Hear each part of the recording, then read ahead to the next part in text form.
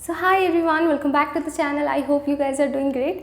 सो friends, आज के इस वीडियो में हम लोग बात करने जा रहे हैं एसएससी एमटीएस 2024 की कंप्लीट स्ट्रैटेजी पर कि कैसे आप लोग बहुत ही अच्छे से इस एग्ज़ाम को के लिए प्रिपेयर कर सकते हो। अगर आप इस एग्ज़ाम को टारगेट कर रहे हो तो इस वीडियो को आप लोग बिल्कुल एंड तक देखना। मैं बहुत ही इंटरेस्टिंग कुछ फैक्ट्स बताऊँगी इस एग्ज़ाम से रिलेटेड एंड बहुत ही अच्छे से डिकोड करेंगे हम लोग एग्ज़ाम पैटर्न को, सिलेबस को, and then I will tell you कि आप लोग बिल्कुल फ्री में कैसे प्रिपरेशन कर सकते हो इस एग्ज़ाम के लिए, क्या यूट्यूब चैनल से, क्या बुक्स रेफर कर सकते हो, एवरीथिंग, ईच एंड एवरीथिंग, ठीक है। और लास्ट में हम लोग ये भी डिस्कस करने वाले हैं कि सेशन 1 सेशन 2 दोनों के मार्क्स किस तरह से हमारे मेरिट बनाते हैं, क्या सेशन 1 का मार्क्स इंपॉर्टेंट है या नहीं है। Okay, so let's start. But before that, अगर आपने मेरी सैलरी स्लिप वाली वीडियो नहीं देखी है एंड देन आपने वर्क एक्सपीरियंस वाली वीडियो नहीं देखी है कि इस एमटीएस पोस्ट की वर्क प्रोफाइल कैसी होती है, अगर आपने नहीं देखी है, go and watch that first. मैं कमेंट सेक्शन में उसे पिन कर दूंगी, बिल्कुल पहले उसे देखना, जिससे कि आप लोगों को क्लियर हो जाए कि क्या आपकी सैलरी बनेगी अगर आप एमटीएस लगते हो एंड क्या आपका वर्क प्रोफाइल होने वाला है। ओके, सबसे पहले अब समझते हैं कि एमटीएस का नोटिफिकेशन कब तक आएगा। तो आज की जो डेट है वो है 7 मई at night I am shooting this video. तो अभी तक तो ऑफिशियल नोटिफिकेशन नहीं आया है, जबकि डेट यही दे रखी थी। मैं भी वेट कर रही थी कि कब आपकी नोटिफिकेशन आएगी, देन मैं बनाऊंगी। देन आई थॉट कि आप लोगों को वेट कराना अच्छी बात नहीं होगी, so then I started shooting this video. तो बेसिकली बात ये है कि 1-2 दिन लेट हो सकता है नोटिफिकेशन में बस हमें एग्जैक्ट पता चल जाएगा कि कितनी वैकेंसीज़ हैं, ठीक है। उसके अलावा हमें कुछ एज क्राइटेरिया भी उसमें पता चल जाएगा कि कब तक वो काउंट करने को कह रहे हैं। दैट्स इट, बाकी सब कुछ सेम ही रहने वाला है। ओके, तो इस वीडियो में हम लोग सबसे पहले समझते हैं कि एमटीएस की जो वैकेंसी आती है वो हवलदार की पोस्ट के साथ आती है, ठीक है। एमटीएस और हवलदार जो एलिजिबिलिटी है, सबसे पहले उसको डिस्कस कर दूं मैं। एलिजिबिलिटी में आपकी जो एज है, ठीक है, एजुकेशनल एलिजिबिलिटी पहले देखिए, आपकी 10th होनी चाहिए। सिंपल, आपकी क्या होनी चाहिए, 10th होनी चाहिए, ठीक है। सेकेंड थिंग, आपकी जो एज है वो आपकी, अगर आप जनरल कैटेगरी से हो तो 18 to 25 आपकी एज होनी चाहिए फॉर एमटीएस। अगर हवलदार की पोस्ट के लिए आप देखोगे तो 18 to 27 आपकी एज होनी चाहिए। ओके, देन अब हम लोग देखते हैं कि जो कैटेगरीज़ हैं उनके लिए एज रिलैक्सेशन भी देखने को मिलता है, जैसे हर एग्ज़ाम में दिया जाता है।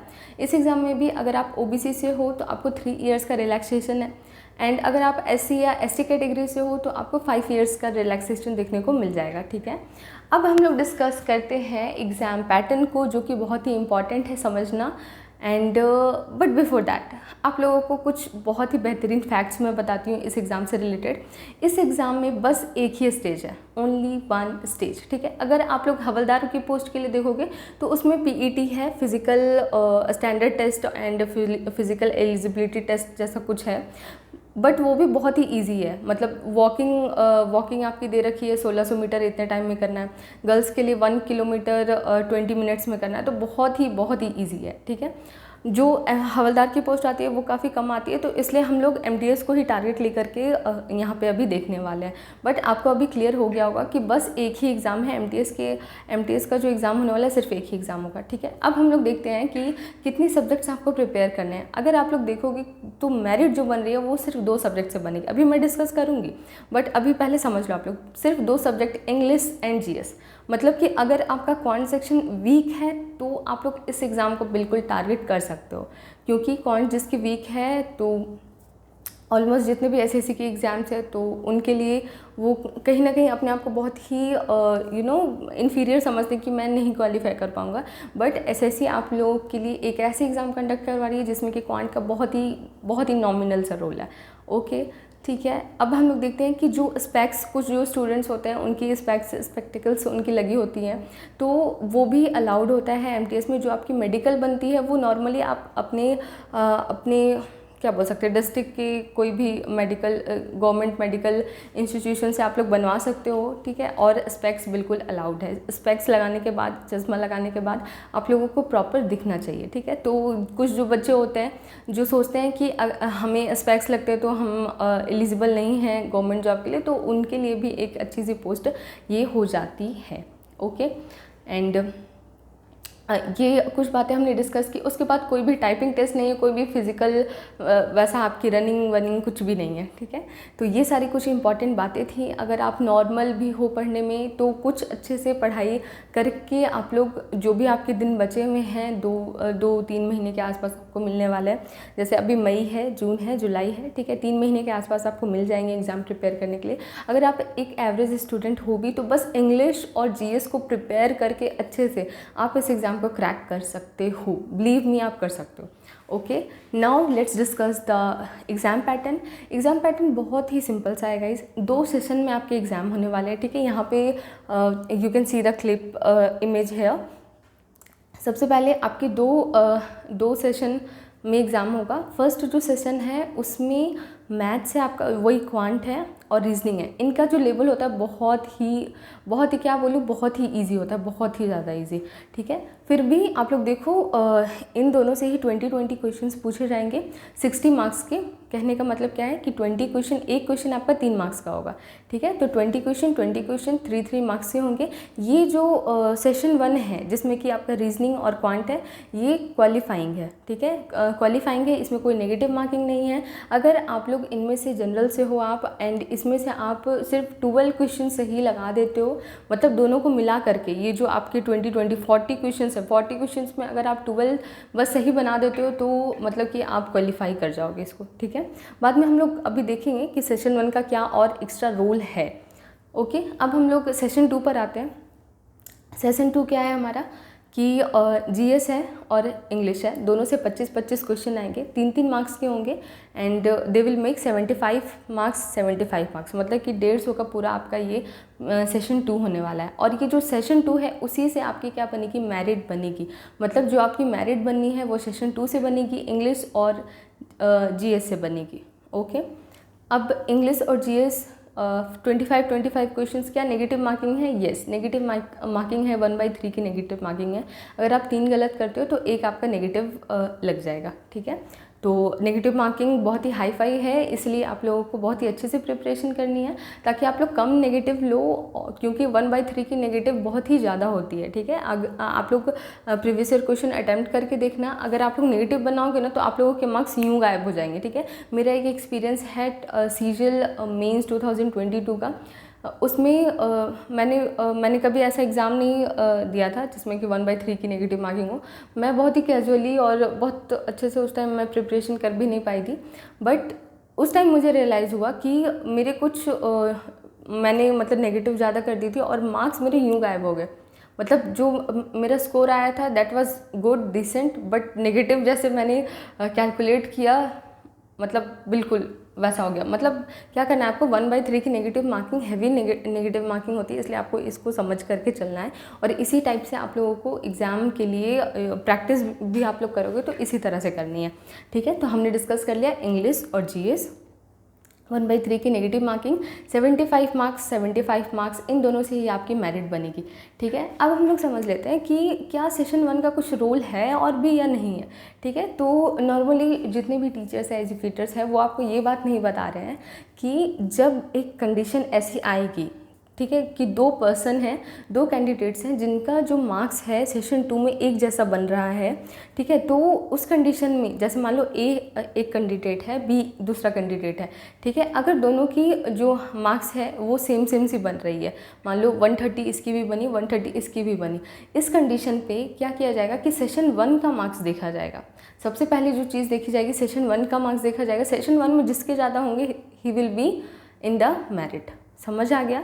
ये चीज़ हो सकती है, आप लोग समझ के देखो। इतने सारे स्टूडेंट्स एग्ज़ाम देते हैं, बहुत सारे बहुत सारे फॉर्म्स गिरेंगी, बहुत सारे बच्चे पेयर होंगे, तो ये कंडीशन आना हो सकता है, प्रोबेबली, मतलब इसके चांसेस हैं। तो इस चीज़ के लिए भी अगर आप लोग क्वांट भी थोड़ा बहुत अच्छे से पढ़कर जाओगे तो ये गलती, मतलब ऐसी सिचुएशन में अगर आप लोग फंसो तो आप निकल भी जाओगे, ठीक है। क्योंकि बहुत ही इजी सा पेपर आने वाला है, नॉर्मली भी आप लोग कवर कर लो तो हो जाएगा, ठीक है। बट स्टिल अगर आपको बिल्कुल ही इंटरेस्ट ऐसा नहीं है मैथ में तो आप लोग स्किप कर सकते हो, क्योंकि वैसे चांसेस बनने की भी रेयर चांस है। ओके, तो मेरा फ़र्ज़ था बताना कि हाँ इस तरह से चीज़ें होती हैं कि अगर आपका सेकंड सेशन में 2 कैंडिडेट के मार्क्स इक्वल हो जाए तो फर्स्ट सेशन के मार्क्स को देखा जाता है, ठीक है। और वो भी नहीं तो अगर वो भी इक्वल हो जाए तो क्या देखा जाता है कि फिर सेशन 2 में जीएस के मार्क्स देखे जाते हैं कि वो किसके ज़्यादा है, ठीक है, कुछ ऐसा ही है। ओके, तो एग्ज़ाम पैटर्न हमने डिस्कस कर लिया। अब हम लोग चलते हैं कि किस तरह से आप लोग प्रिपरेशन कर सकते हो। सिलेबस को भी मैं डिस्कस कर दूंगी, जो ऑफिशियल सिलेबस आपकी आएगी, नोटिफिकेशन आएगी, उसके बाद मैं आपको सिलेबस भी डिस्कस कर दूंगी। बाकी नॉर्मली जो भी आप लोग अभी तक एसएससी एग्ज़ाम्स के लिए प्रिपेयर कर रहे हो कुछ वैसा ही है। चलो फिर भी हम लोग समझ लेते हैं, ब्रीफ में बिल्कुल मैं समझाऊंगी आप लोगों को।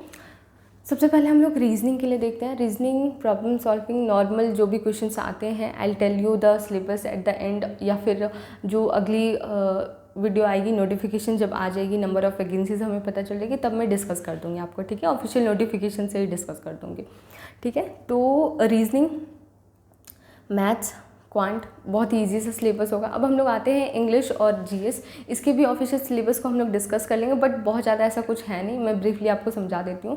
सबसे पहले हम लोग इंग्लिश को लेते हैं कि इंग्लिश के लिए आप लोग कैसे प्रिपेयर कर सकते हो, ठीक है। अब कुछ बच्चे हैं जो कि इंग्लिश बैकग्राउंड से नहीं होंगे, ठीक है, उनको बहुत ज़्यादा प्रॉब्लम आती है इंग्लिश को पढ़ने में, बट स्टिल दे वांट कि हाँ इस एग्ज़ाम को मैं क्लियर करूँ। तो इस कंडीशन में आप लोगों को इंग्लिश पर ध्यान देना होगा, ठीक है। अब मैं कुछ आप लोगों को बहुत अच्छे से सजेशन देती हूँ कुछ बुक्स का, जो कि हर टॉपर रिकमेंड करेगा आपको, मैंने भी इसी तरह से प्रिपेयर करा था, ठीक है। तो लेट्स स्टार्ट। इंग्लिश जो है 3 सेक्शन में आप बांट करके पढ़ोगे। The first thing is grammar section, दूसरा जो सेक्शन आपका बनता है वो वोकैब का बनता है, उसके बाद तीसरा जो सेक्शन है आपका वो कॉम्प्रिहेंशन का बनेगा, ठीक है। इन तीनों को अच्छे से समझ लो क्या क्या इसमें पढ़ना होता है, ठीक है। इसी में आप लोगों का सिलेबस नॉर्मली मैं कवर कर दे रही हूँ। ग्रामर जो है, ग्रामर में आप लोगों को जितने भी ग्रामर के चैप्टर्स आ गए उनको पढ़ना है, ठीक है। सिलेक्टिव जो भी पढ़ना है मैं एक अलग वीडियो आपको बता दूँगी। ग्रामर के लिए आप लोग बुक कौन सी यूज़ कर सकते हो, नीतू सिंह की वॉल्यूम 1 आती है बुक ग्रामर की, बहुत ही अच्छी बुक है, आप लोग उससे आराम से कंप्लीट कर सकते हो। मैंने ग्रामर के लिए इसके अलावा एंड प्रीवियस ईयर क्वेश्चन के अलावा कुछ भी नहीं किया था, ठीक है। और मेरी इंग्लिश पर बहुत ही अच्छी मतलब कि है, मेरे मार्क्स से सीजीएल वाले पेपर में कह लो या सीएचएसएल वाले पेपर में कह लो, मेरी इंग्लिश अच्छी है और इसी बुक के कारण अच्छी हुई है। तो ये बुक तो बिल्कुल मैं रिकमेंड करूँगी, आप किसी भी एसएससी के किसी भी लेवल की तैयारी कर रहे हो, सीजीएल की भी कर रहे हो, तो भी दिस बुक इज़ सफिशिएंट। तो सबसे पहले नीतू सिंह की वॉल्यूम 1, देन ग्रामर के लिए ही मैं आपको यूट्यूब चैनल भी बता देती हूँ। यूट्यूब चैनल में आप लोग यूट्यूब चैनल में English with by Rani ma'am करके एक चैनल है, आप उनसे पढ़ सकते हो, या फिर अमन वशिष्ठ सर का एक पूरा प्लेलिस्ट आपको मिल जाएगा, सारे चैप्टर्स को उन्होंने अच्छे से डिस्कस कर रखा है, उससे आप लोग पढ़ सकते हो, ठीक है। मैं समअप कर देती हूँ ग्रामर के लिए नीतू सिंह की book, and then English by Rani ma'am, Aman Vashishtha sir की जो वीडियोज़ प्लेलिस्ट है पूरी वो पढ़ सकते हो। ग्रामर हो गया। अब वोकैब पर आते हैं। वोकैब के लिए एक बहुत, वोकैब में अब आपको जैसे ग्रामर है, ग्रामर से क्या क्या क्वेश्चन आपके बनेंगे, ठीक है। स्पॉट द एरर बनेगा, आपको एक सेंटेंस दे दिया जाएगा, उसमें से आपको एरर फाइंड करना होगा, ठीक है। इंप्रूवमेंट ऑफ सेंटेंस दिया जाएगा, एक सेंटेंस दिया हुआ है कहीं पे मतलब सही अंडरलाइन है कुछ पार्ट उसके एक सेंटेंस के, उसको आपको इम्प्रूव करना होगा, वो उस तरह के क्वेश्चन भी आपके ग्रामर से ही सॉल्व होंगे, ठीक है। कुछ फिल इन द ब्लैंक्स के क्वेश्चन आते हैं जिसमें कि टेंस या फिर इस तरह से ग्रामर रूल्स लग जाते हैं, तो या ग्रामर इज़ इम्पॉर्टेंट, ये सारे क्वेश्चन आपके बनते हैं। अब वोकैब से क्या क्या आपका आता है, वोकैब से सबसे पहले आपका एंटोनिम, सिनोनिम, फिर OWS, one word substitution, IP, idioms and phrases, miss spelt आता है आपका। यही 5-6 हमारे हैं जो कि वोकैब से पूछे जाते हैं। तो वोकैब के लिए आप लोग के लिए बेस्ट बुक रहने वाली है ब्लैक बुक की।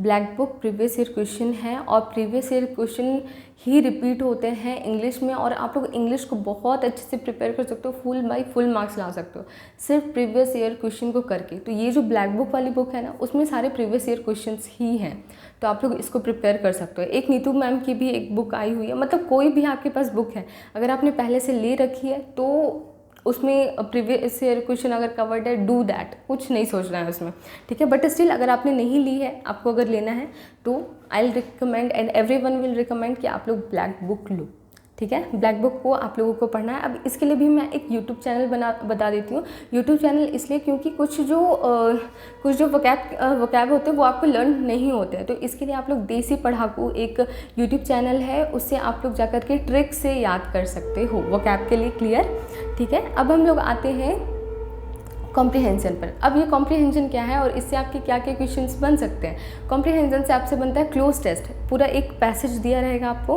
ब्लैंक्स बीच बीच में किए होंगे और उसमें आपको वर्ड फिल करना होगा, ठीक है। ये क्वेश्चन एमटीएस में आता है, ये 5 मार्क्स। बिल्कुल आप क्लोज टेस्ट बनाना सीख जाते हो तो 5 मार्क्स आपके कहीं नहीं जाने वाले, ठीक है। तो सबसे पहले हम लोगों का यही टारगेट रहना चाहिए कि कॉम्प्रिहेंशन आप कैसे कंप्लीट करें। कॉम्प्रिहेंशन के लिए आपको क्या करना है कि बुक रीडिंग आप लोग कर सकते हो, ठीक है। बुक रीडिंग का मतलब क्या है कि कोई सी भी बुक आप उठाओ, लेट इट बी कोई स्टोरी बुक या फिर कोई एसे की बुक ले सकते हो। मैंने क्या करा था कि मैं पीसीएस की भी प्रिपरेशन कर रही थी, तो उसमें एसेज आते हैं, तो एसे के लिए मैंने बुक खरीदी थी और उस एसे के बुक में तरह तरह के टॉपिक्स कवर्ड थे, जिससे कि क्या होता है कि आपको हर तरह की वोकैबुलरी, हर तरह की सेंटेंसेस से आप मतलब आपको पता चल जाता है किस जैसे पॉलिटिक्स है, इन्वायरमेंट है, और भी जितने भी सोशल रिफॉर्म्स है उन सभी को टॉपिक को कवर किया जाता है। तो इसे कि आप लोग बुक ले सकते हो। अगर कुछ भी नहीं लेना, न्यूज़पेपर पढ़ लो, या बहुत सारी चीज़ें अवेलेबल है यार, बस कॉम्प्रिहेंशन के लिए आपको रीडिंग करना है, दैट्स इट। रीडिंग करोगे, इससे क्या होगा कि आप लोगों की समझ विकसित होगी, आप लोगों को अंडरस्टैंडिंग पावर आएगी, जिससे कि आप लोगों को क्लोज टेस्ट सॉल्व करने में बहुत हेल्प होगी, ठीक है। कॉम्प्रिहेंशन इसलिए भी इंपॉर्टेंट है ताकि आप लोग ये सारे देखिए, आपकी ग्रामर सेक्शन के लिए भी वो हेल्प करेगा, कौन सा सेंटेंस कैसे यूज़ होता है, ठीक है। कई बार होता है ना कि ग्रामर का कोई क्वेश्चन है, ठीक है, भले ही हम उसका रूल नहीं जान रहे हो, बट स्टिल हम लोग उसे सॉल्व कर लेते हैं। क्यों सॉल्व कर पाते हैं? क्योंकि हमारी रीडिंग अच्छी है, हमने कहीं ना कहीं उस तरह के सेंटेंस पढ़ रखे हैं जिससे हमें पता चल जाता है कि हाँ, इस जगह पे हमें गलत लग रहा है, इसका यूज़ ऐसा नहीं होना चाहिए, ठीक है। Without knowing the exact rule हम लोग बना लेते हैं, इसलिए कॉम्प्रिहेंशन इंपॉर्टेंट है, ठीक है। I tell you routine also कि आप लोग कैसे कैसे इन तीनों को कवर कर सकते हो, बट इस वीडियो में हम लोग book resources and exam pattern तक ही लिमिटेड रहने देते हैं। इंग्लिश इज़ क्लियर नाउ, ठीक है। एक बार फिर से मैं सम अप कर दे रही हूँ, ग्रामर, वोकैब, कॉम्प्रिहेंशन, ठीक है। ये तीनों को आप लोगों ने देख लिया कि कौन कौन से यूट्यूब चैनल है, कौन से बुक है, दैट्स इट। अब क्या करना है आप लोगों को, सिर्फ प्रीवियस ईयर क्वेश्चन लगाने हैं, कहीं से भी लगाओ, that doesn't matter, previous year question होने चाहिए। कोई आप बुक लेकर के आओ या फिर टेक्स्ट बुक से अच्छा प्लेटफॉर्म नहीं हो सकता अभी के टाइम में, तो आप लोग ज़्यादा से ज़्यादा प्रीवियस ईयर क्वेश्चंस लगाओ, टेक्स्ट बुक पर जाओ एंड जितने भी प्रीवियस ईयर क्वेश्चन है सभी लगाओ, किसके, इंग्लिश के, ठीक है। इंग्लिश इज़ एवरीथिंग अबाउट, मतलब 95% जो आपका है एसएससी का जितना भी एग्ज़ाम आप लोग देखोगे नॉर्मली वो क्या है, प्रीवियस ईयर क्वेश्चन है। I think I am clear with English. जो भी बच्चे इंग्लिश में वीक हैं तो आप लोगों को थोड़ा ज़्यादा टाइम देना होगा, रीडिंग भी किया करिए, रीडिंग को आप लोग स्किप मत करिए, वरना आपकी इंग्लिश हमेशा ही वीक रह जाएगी। इंग्लिश को ठीक करने का सबसे बेस्ट तरीका है कि आप लोग ज़्यादा से ज़्यादा रीडिंग करो। मैं खुद हिंदी मीडियम की स्टूडेंट हूँ, मेरी जो एकेडमिक्स हुई है पूरी हिंदी मीडियम में हुई है, बट स्टिल मैंने अपना मीडियम चेंज कर लिया एंड इंग्लिश रीडिंग करते करते या खुद से ऐसे ही बोलने की ट्राई करते हुए मतलब काफ़ी हद तक मेरा बहुत अच्छा क्लियर हो चुका है इंग्लिश। तो इस तरह से आप लोग भी सुधार कर सकते हो, कुछ भी बिल्कुल डरने की बात नहीं है। स्टार्ट फ्रॉम डे 1, जब आप लोग ये वीडियो देख रहे हो देन आप अपने प्लान बनाओ बिल्कुल, और पर्टिकुलर टाइम दो कि हाँ इतने से इतने टाइम तक मुझे इंग्लिश पढ़नी है। इस तरह से अगर कंसिस्टेंट रह गए 3 मंथ्स तो ये वैकेंसी आपके हाथ से नहीं जाएगी। I am damn sure about that thing. बस कंसिस्टेंट रहना है और करेक्ट चीज़ पढ़ना है, ठीक है। हम लोगों ने इंग्लिश पर डिस्कस कर लिया, अब हम लोग आ जाते हैं जीएस पर। जीएस के लिए now take a breath, okay. GS को अब हम लोग डिस्कस करेंगे बहुत ही अच्छे से। जीएस भी आपकी 25 मार्क्स की आएगी। जीएस में भी आप लोगों को बिल्कुल फुल का स्कोर का टारगेट रखना चाहिए, क्योंकि आप लोग जानते हो कि एमटीएस भले ही 10th लेवल की जॉब है, बट इसकी जो कट ऑफ है वो काफ़ी हाई जाती है, ठीक है। आप लोगों ने अगर प्रीवियस ट्रेंड देखा होगा तो वेल एंड गुड, अगर नहीं देखा है तो प्लीज़ जा कर के देखना कितनी हाई कट ऑफ जाती है, ओके। तो ठीक है, अब हम लोग कहाँ थे, सो सॉरी थोड़ी लंबी वीडियो है, तो कहाँ थे हम लोग, या वी विल डिस्कसिंग कि जीएस को कैसे प्रिपेयर करना है। जीएस के लिए सबसे पहले अब जीएस को हम लोग 3 सेक्शन में डिवाइड करते हैं। सबसे पहला क्या है, सीए है, CA which is current affairs, जो बार बार हर दिन चेंज होता रहता है, ठीक है। इसके लिए आप लोग वीकली करंट अफेयर्स पढ़ सकते हो। इसके लिए बेस्ट चैनल मुझे जो लगता है वो है इंडो पाठशाला। इंडो पाठशाला बिल्कुल एग्ज़ाम ओरिएंटेड आप लोगों को करंट अफेयर्स देखने को मिलेगा। बाकी आप लोगों को हैबिचुअल हो कहीं और से करंट अफेयर्स करने की, तो आप लोग वहाँ से भी कर सकते हो, नो प्रॉब्लम, बट इंडो पाठशाला बिल्कुल एग्ज़ाम ओरिएंटेड आपका करंट अफेयर्स प्रोवाइड करवाती है, ओके। Current affairs clear. अब हम लोग आते हैं सब्जेक्ट्स पर। सब्जेक्ट्स कहने का मतलब क्या है कि जितने भी सब्जेक्ट से आपके क्वेश्चन बनते हैं, जैसे साइंस हो गया, साइंस में भी केमिस्ट्री, फिजिक्स, बायोलॉजी, फिर उसके बाद हिस्ट्री, हिस्ट्री में भी मिडीवल, एंशिएंट, मॉडर्न, उसके बाद फिर आप लोग देख लो क्या ज्योग्राफी हो गया हमारा, पॉलिटिक्स हो गया, फिर उसके बाद पॉलिटी हो गया। तो ये सारे जो सब्जेक्ट्स हैं वो सारे सब्जेक्ट आपको कंप्लीट करने होंगे, ठीक है। बहुत ज़्यादा अगर आप डेप्थ में नहीं जाते हो, फिर भी आप लोगों को स्टोरी लाइन जाननी है, कुछ जो मोस्ट रिपीटेटिव क्वेश्चन हैं उनको आप लोगों को पढ़ना है, ठीक है। तो इन सब्जेक्ट्स को कंप्लीट करने के लिए बेस्ट बुक हो सकती है आपकी लूसेंट। मैंने तो लूसेंट से ही कवर किया, एंड उसमें भी सिलेक्टिव आपको पढ़ना है, एग्जाम के हिसाब से पढ़ना है, कौन कौन से टॉपिक इंपॉर्टेंट है उसके हिसाब से ही आपको पढ़ना है। ये नहीं कि आप बिल्कुल यू आर मतलब बिल्कुल पूरा वेल ही डिग करने लगो कि ये कैसे हुआ, बिल्कुल डेप्थ में चल रहा हो, वैसा कुछ नहीं करना है, ठीक है। बिल्कुल एग्जाम ओरिएंटेड पढ़िए। इसके लिए लूसेंट आप लोग यूज़ करिए कि कैसे सारी चीज़ें हुई थी, क्रोनोलॉजी को समझिए कि मॉडर्न हिस्ट्री में महात्मा गांधी कब आए, फिर उसके बाद कैसे हम लोगों को आज़ादी मिली, ठीक है। तो एक एक क्रोनोलॉजी को आप लोगों को डेवलप करना है, ठीक है। इसके लिए लूसेंट आप लोग यूज़ कर सकते हो। लूसेंट अगर आपके पास नहीं है तो मनोहर पांडे भी अगर है तो उसे भी आप लोग कवर कर सकते हो, ठीक है। तो यहाँ पे हम लोगों ने सब्जेक्ट को डिस्कस किया कि सब्जेक्ट हमारे क्या रहने वाले हैं। जितने भी सब्जेक्ट हैं सबसे पहले आप लोग उसको करोगे लूसेंट से। लूसेंट से कर लिया आपने। एक यूट्यूब चैनल मैं आपको बता देती हूँ, ठीक है, जिससे कि आप लोग कॉन्सेप्ट को क्लियर कर सकते हो। वो है आपका क्रेजी जी की ट्रिक। क्रेजी जी की ट्रिक में हर सब्जेक्ट के प्लेलिस्ट बने हुए हैं, उसमें से मोस्ट इम्पॉर्टेंट चीज़ उन्होंने कवर करा रखी है, एंड वो कॉन्सेप्ट बनाने के लिए बहुत ही अच्छी वीडियो मुझे लगती है। अगर आप बिगिनर हो तो बिल्कुल क्रेजी जी के ट्रिक की प्लेलिस्ट में जा कर के आप लोग देख सकते हो। बायोलॉजी की प्लेलिस्ट होगी, पॉलिटी की प्लेलिस्ट होगी, आप लोगों को बहुत अच्छे से समझ आएगा, ठीक है। अगर आपकी अंडरस्टैंडिंग पर आपको नहीं जाना है, आपको अगर लग रहा है कि टाइम कम है, तो इसके लिए नवीन शर्मा जो सर हैं RWA के, वो बहुत ही अच्छी GS कराते हैं, बिल्कुल SSC एग्ज़ाम्स के को ध्यान में रख करके है। तो आप लोग नवीन शर्मा सर जो कि RWA पर पढ़ाते हैं, आप उनसे GS कवर कर सकते हो, ओके। GS की हमने बात कर ली। जो भी सब्जेक्ट्स हैं वो आप कैसे करोगे, RWA से जा कर के कर सकते हो, क्रेजी जी के ट्रिक से कर सकते हो, या फिर आपके पास तो बुक है ही।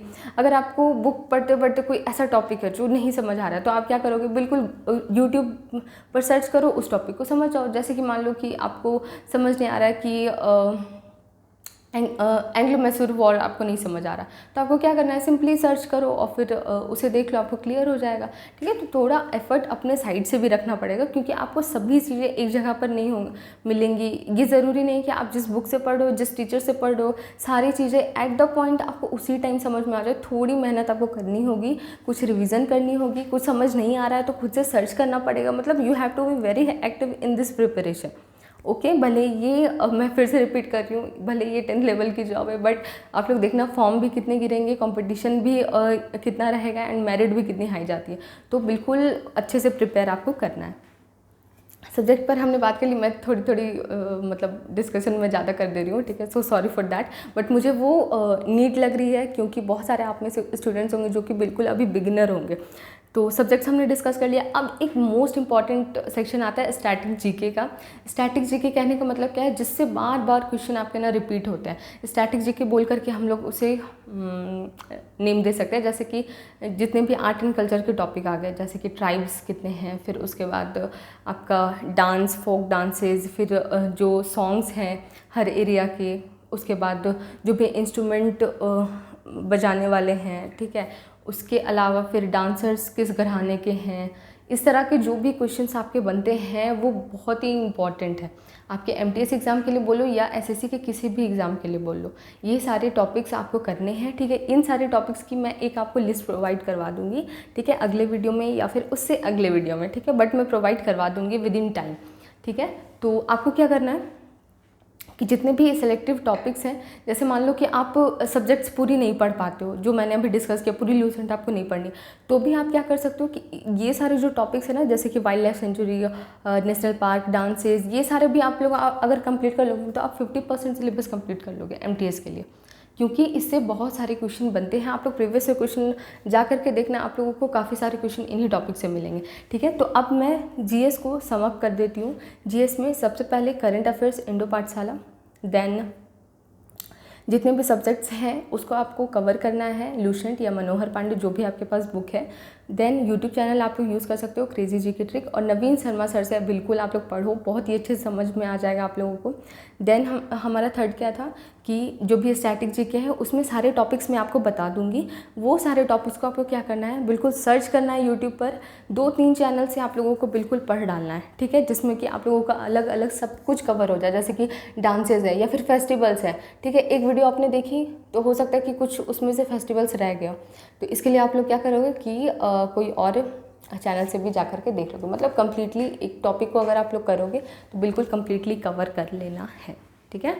ओके, अब ये सारी बातें हो गई। अब इसमें भी प्रीवियस ईयर क्वेश्चन का बहुत बड़ा रोल है। प्रीवियस ईयर कवर करने के लिए आप लोग वही ब्लैक बुक की एक जीएस की आती है, तो उसकी पीडीएफ आपको मिल जाएगी, तो अगर वो मिल गई तो बहुत अच्छी बात है, नहीं मिली तो भी एक पिनैकल की बुक आती है, वो आप लोग परचेस कर सकते हो, या फिर पीडीएफ आपको मिल जाएगी।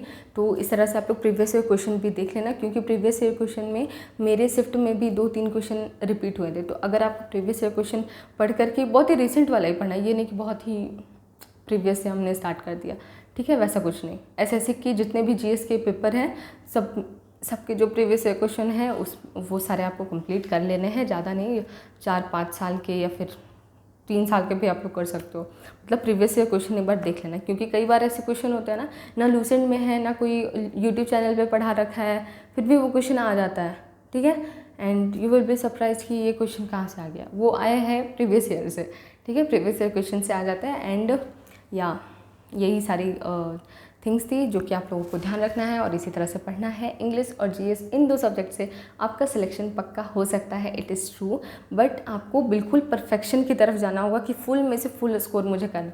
जब आप टारगेट रखोगे 150, 140 इस तरह से, जब टारगेट रखोगे 130 से नीचे का तो टारगेट बिल्कुल मत रखना, ठीक है, 130, 140 ऐसे टारगेट रखो जिससे कि आप लोग बहुत ही अच्छे से पढ़ पाओ। टारगेट बड़ा होगा then you will study hard, और ज़्यादा अच्छे से पढ़ाई होगी, बिल्कुल राइट डायरेक्शन में पढ़ना। प्रीवियस ईयर क्वेश्चंस देख लेना पहले, प्रीवियस ईयर क्वेश्चंस को ध्यान में रख के ही पढ़ना। प्रीवियस ईयर क्वेश्चंस जो भी सब्जेक्ट वाइज है, जैसे वोकैब हो गए, ग्रामर हो गए, सबकी प्रैक्टिस आपको प्रीवियस ईयर क्वेश्चन से ही करनी है। Previous year question will be the base of your preparation, okay. तो आई थिंक मैंने आप सबको क्लियर कर दिया। कोई अगर डाउट रह गया हुआ तो प्लीज़ कमेंट सेक्शन में पूछ लेना, you are free to do this. And हम लोग मिलेंगे फिर किसी वीडियो में क्या जैसे ही नोटिफिकेशन आएगी, कितनी वैकेंसी आई, ये सभी बातों को हम लोग डिस्कस कर लेंगे। एंड एलिजिबिलिटी, जो बर्थ डेट की जो कुछ बच्चों को कन्फ्यूज़न रह जाती है कि क्या मैम 25 ईयर्स इस टाइम कंप्लीट हो रहे हैं मेरे, तो क्या मैं एलिजिबल हूँ, तो इसको भी हम लोग डिस्कस कर लेंगे after the official notification, okay. जो रेस्ट हमारा सिलेबस बच गया, जो ऑफिशियल नोटिफिकेशन में आएगा वो भी हम लोग तब डिस्कस कर लेंगे, बट उससे बहुत ज़्यादा कुछ हमारा मतलब है नहीं, क्योंकि उन्होंने बहुत ही कंसाइज वे में दे रखा है, ठीक है, okay. So the video is completed here, ठीक है। मिलते हैं अगले वीडियो में। I hope this video will be helpful to all of you. बस आप लोगों को इस प्रिपरेशन में ध्यान रखना है। अगर आप इस एग्ज़ाम के लिए प्रिपरेशन करने जा रहे हो, सबसे पहली चीज़ जो आपको टारगेट करना है कि ये एग्ज़ाम मुझे लेना है, एंड इसके लिए हर दिन मुझे इतने घंटे पढ़ना है, ये टॉपिक्स कवर करना है, कंसिस्टेंट रहना है। अगर आप 3 महीने भी एकदम मतलब पढ़ाई में बिल्कुल लीन हो जाते हो, अगर आपने कुछ भी नहीं पढ़ा है तो भी अगर बहुत अच्छे से आप लोग पढ़ाई करते हो, राइट स्ट्रैटेजी से पढ़ाई करते हो, तो आपका सिलेक्शन पक्का होगा, ठीक है, ओके। एंड अगर कुछ स्टूडेंट्स जो होते हैं जिनकी कुछ मार्क्स से सिलेक्शन रुक जा रही है, 2022 वाली वैकेंसी में रुक गई, 2023 वाले में रुक गई, ठीक है, तो स्टिल उनके पास भी बहुत अच्छा चांस इस बार रहने वाला है। आप लोग बहुत ही अच्छे से एक बार अपने कंफर्ट जोन से निकल करके, अगर आप लोग अभी 6 घंटे पढ़ पाते हो, वो आपके लिए सफिशिएंट नहीं हो पा रहा है, तो कम आउट ऑफ दैट, ठीक है, 8 घंटे पढ़ लो, but still you have to do this thing. अगर आप टाइम दे रहे हो तो प्रोडक्टिव टाइम दो कि हाँ उसका रिजल्ट आपको मिले ही मिले, ठीक है। बाकी all the very best from my side. Videos ऐसी आती रहेंगी। Bye bye, take care. If you have not subscribe तो सब्सक्राइब कर देना। Bye bye.